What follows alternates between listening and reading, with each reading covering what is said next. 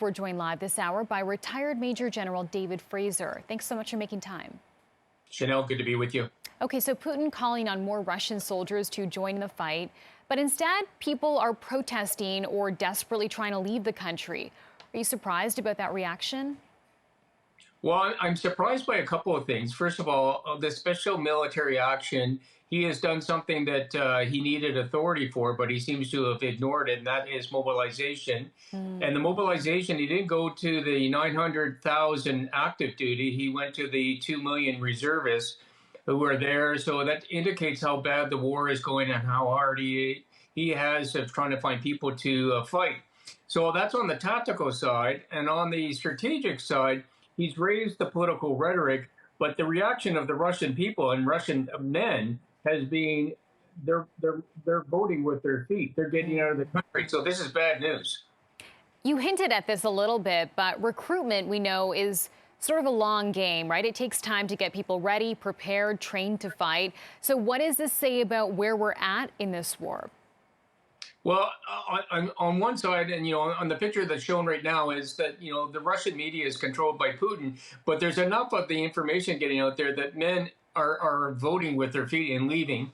But on the field, it just indicates how bad it is that Russia has not been able to regroup and to reconstitute the units that they've lost. They've lost some of their best combat units. So of that active duty rank and file that they have, it's gone. And now they're having to dip down into the bucket and to grab not second tier, but even third tier troops. And that's going to actually make this war even more bloodied and more dangerous than it was already. What about this latest nuclear threat from Putin? I mean, we've heard this before. Does this latest one concern you more?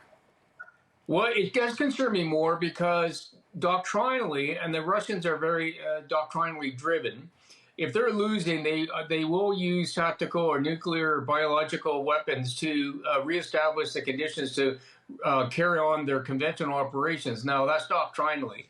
But the thing is, for the first time, Putin's actually hinted that he might try to do this.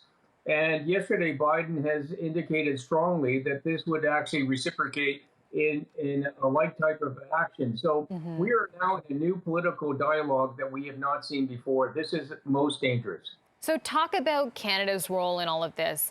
Is there more we can do, Trudeau can do, to reduce the risk?